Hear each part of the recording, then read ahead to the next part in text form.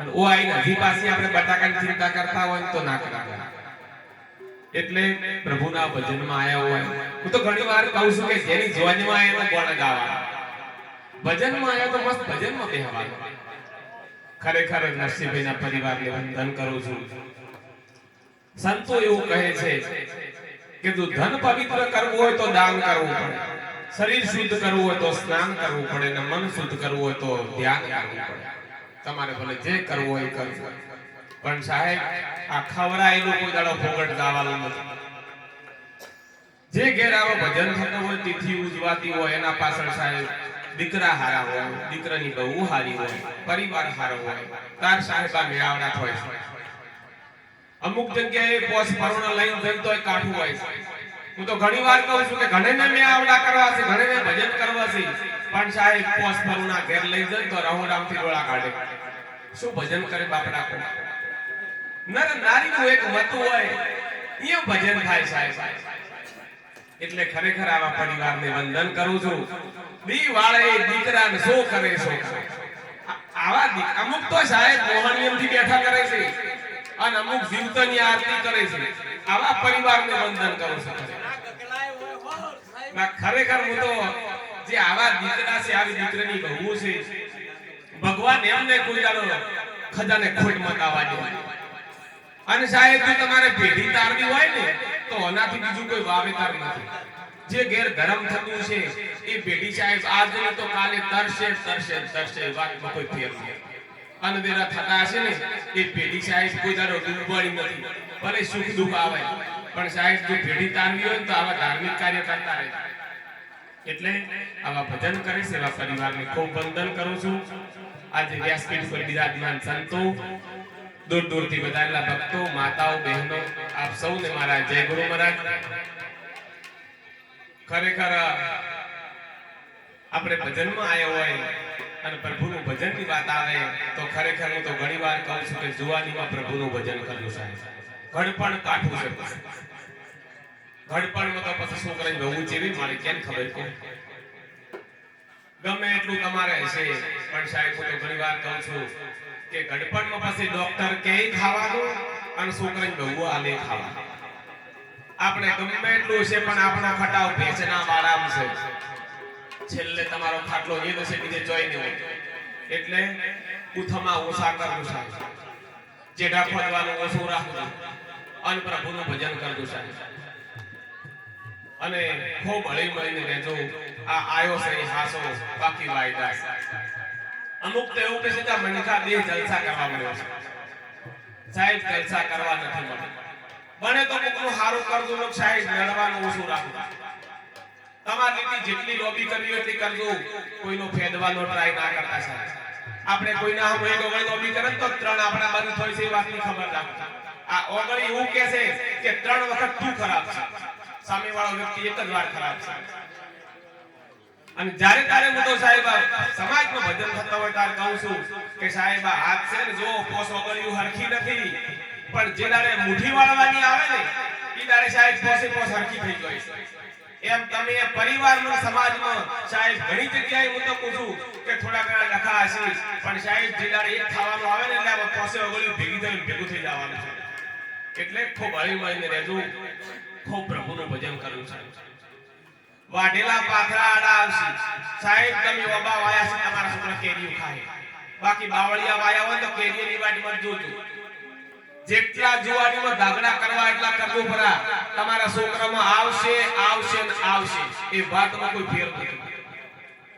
હું તો કહું ઘરમાં હિન્દી ગીત હોય હિન્દી વગાડો, ભજન વગાડો ભજન વગાડો, છોકરામાં આવશે. એટલે ખૂબ અભાળી હું તો કોઈ દાડો ભરત બેન ઝઘડા જોઈ ના સાહેબ એ છોકરામાં આવશે, એ વાતમાં કોઈ ફેર નથી. એટલે ખૂબ હળી મળીને રહેજો. મોજ કરો, બીજી વાત નહીં. શું કરવા પર ભારી ચિંતામાં ઉકળી જવાનું? આ તો આપણે 150 વિશે બાજુ આના 200 આપે તોય બળતરા થાય. બાજુ આને મોજ આપણે મોજમાં રહેવાય. અમે કંઠિયાવડીની જુવાનીની બળતરા કરતા હોય. માર બેટો અમાર વખત કોઈ આવે એન્ડ્રોઈડ ફોન નતા. ભાઈ શું કરવા વેલા જન્મા હતા? મોજ કરો, બીજી વાત નહીં. અમુક બહેનો વળી કે અમાર વખત તો અમે ઉપાડી પાણી લાવતા હતા અમાર વખતમાં, અને વેની બહુને રહોડા ના આયા.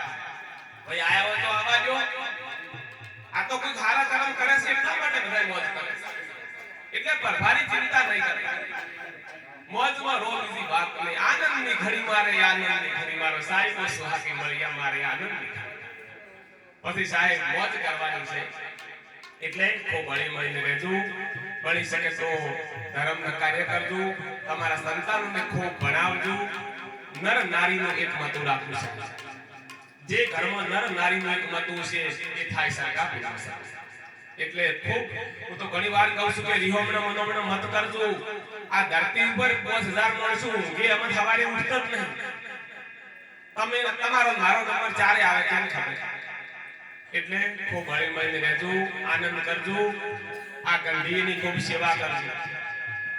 જે ઘરમાં વડીલોની સલાહ લેવડાય છે ને ઘરમાં વકીલી નથી લેવી પડે, પણ આજના યુવાનો ગંધીને પૂછતા જ નથી, એને કોઈ ખબર જ નહીં પડતી.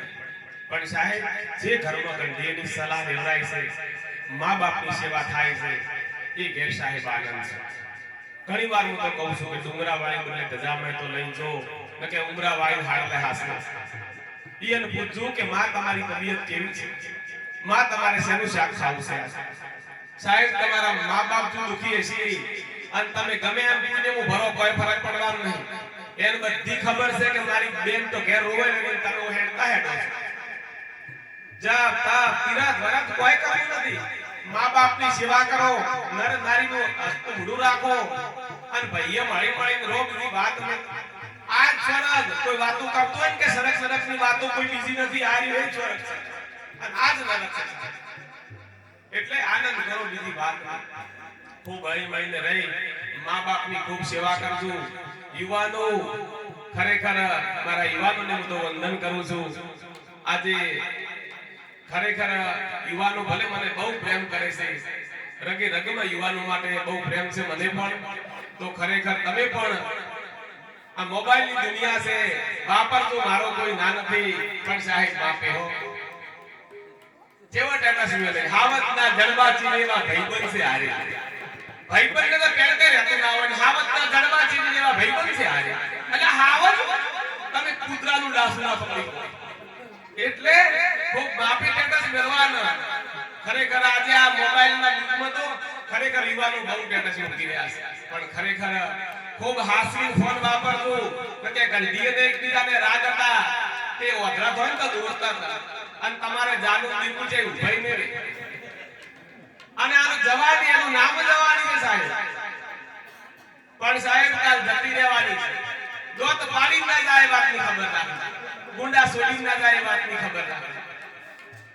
આજ તમે બાઈક આકો છો એની કળતર હાલ નહીં થાય, એની કળતર તમને ચારે વાળે થાય. અમુક ભાઈઓ તો એવું લાગે છે કે મારા બહેરા ભરત કરે કોઈ થાય જ નહીં. ભરતના ભરવો એમ મત રહેજો. ખૂબ બાઈક આસ્તે આપજો, ખૂબ તમારા મા બાપને આદર ભાવ આપજો, ખૂબ સંતોની સેવા કરજો. ખરેખર હમણાં એક દુઃખની વાત હતી. આરતી ફરતી હતી તાર બધા સુડા ગોતતા હતા અને જ્યારે લગ્ન પ્રસંગમાં કલાકારો ગાતા હોય તાર તમે બંડલ ફેંકો છો. કયા શાસ્ત્રમાં લખ્યું છે કે આરતીનો રૂપિયો ન ખો? સાહેબ ગાયા માટે જ્યારે પૈસાની માંગણી થતી હોય, જ્યારે પંખીને દાણા નાખવાની વાત થતી હોય, એ તારે તમે સિક્કા ગોતો છો અને જ્યારે પેલા કલાકાર માટે ફેંકવાના આવે ત્યારે તમે બંડલ ફેંકો છો. દુઃખની વાત કહેવાય. ખરેખર આરતીમાં નોખવાના છે બંડલ તો હોય આગળ ખબર પડે. 100 મહિનામાં ડબલ ના તો ધન કહેવાનું. ધર્મના કાર્યમાં તમારું ધન ના વપરાય તો સાહેબ ધન શું વપરાય? એક જગ્યાએ સુનીબેન બે જણને પૈસા વધારે તો રાતનો ગાડુઓ ખાલી કરી ગણે અને પાછા વાતો જેવી કરે. આ પૈસા તું મોજી થાય ના વાપરવાના, છોકરો મોજી થતો ના વાપરવાના, જે ગોમ જતો ના વાપરવાના અને જે સમાજ સેવા ના વાપરવાના. ઓમ કરીને ગાડીઓ ભરે ભરે. બાજુ ઉમર સુનીબેન જેવો રહેતા નથી, તમે તો ભજન દત્તાર છો બાજુવાને પૈસા વાળો. એટલે ખરેખર પેલો ભાઈએ ભજન થી આયા ને હવારે વળી જોયું તો રાતના ફરીવાર ગાડીઓ ખાલી કરી અને કે આ પૈસા આપણે જે વાપરવાના ના, ગોમ જતો ના વાપરા, છોકરો મોજો તો ના વાપરા, તું મોજી તો ના વાપરવાના. અને પછી પાછો ગાડીઓ ભરે ભરે. ભગતે હોદનું જૂનું માટલું લાવ્યું અને થોડી ભર્યું અને હોજીની ગણવાનું ચાલુ કર્યું. જો કે આ તો આપણે પૈસા લાયા છે એટલે એની ગણવાનું ચાલુ કર્યું. જો કે આ તું કોઈ ધન વાપરવાના, છોકરો મોજો તો ના વાપરવાના. પેલી કે આ તો ઠીકો રસ તો કે પેલા ને શું આપણો ધન જે કોમમાં ના આવે સમાજ સેવામાં ના આવે ફાસે મોદે ના આવે તો સાહેબ ઠીકો રસ એટલે તમારી પાસે 25 રૂપિયા હોય તો છોકરામ સંતોની સેવામાં વાપરજો મા-બાપની સેવામાં વાપરજો અને સોડિયન રાજી રાખજો કોઈ છે તમાર જેટલા આલવા એટલા આલજો સાહેબ ઘટે તો માર પાસેથી લઈ જાજો ખૂબ સોડિયન રાજી રાખજો સાહેબ અને એટલા માટે ભજનમાં કીધું છે થોડો વગાડો બે કરી ખાલી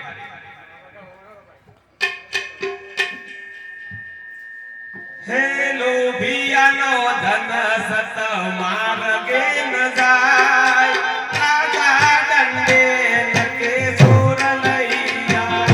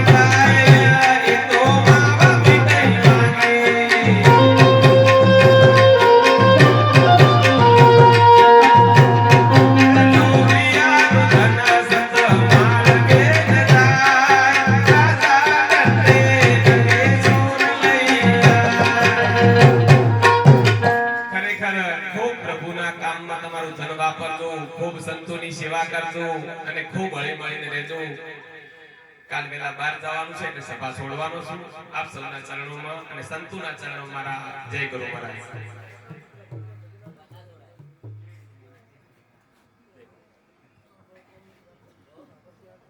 બોલો સત્ય ગુરુ